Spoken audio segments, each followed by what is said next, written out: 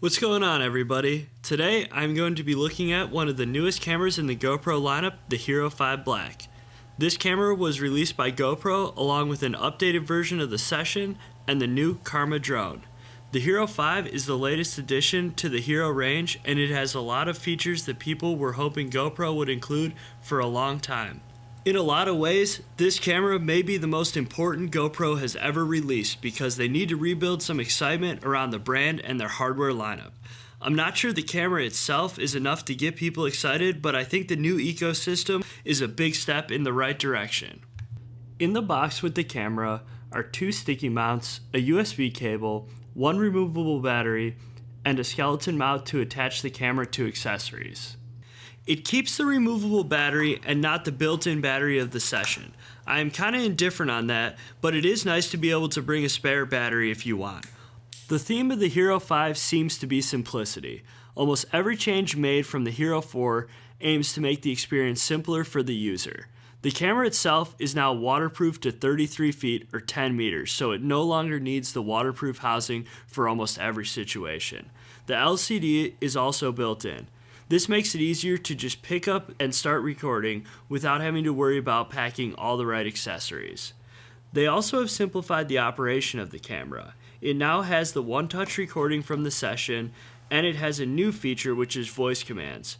Basic camera operations, such as recording, can now be triggered verbally.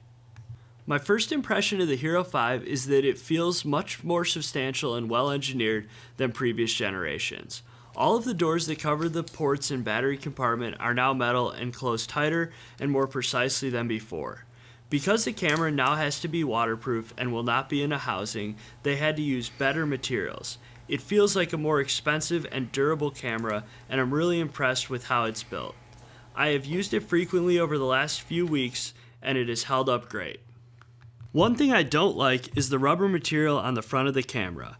It's soft and feels like it might get scuffed and worn over time. You can almost scratch it with a fingernail. So far it has held up fine, but it just seems like it may get beat up over the long term. The under the hood changes for the Hero 5 also include some higher frame rate recording options and a new stabilization setting that aims to reduce the all too common shaky GoPro footage. It is a really cool feature, and they basically have it enabled by default. The downside is that it is only available for certain frame rates and resolutions. This is because in order to stabilize the image, it crops the edges by around 10%. Again, this method isn't the ideal form of stabilization, but it does make it easier for the average person to capture more professional looking footage. The Hero 5 Black isn't a revolution for GoPro as much as it is an evolution. They have improved and simplified almost every aspect of the camera, and I think that's a win. There are plenty of other action cams in the market now that offer many similar and even better features, but I think the simplicity and quality of the Hero 5 make it a great choice if you're looking for a new action or compact camera. Thanks for watching, and I'll see you guys next time.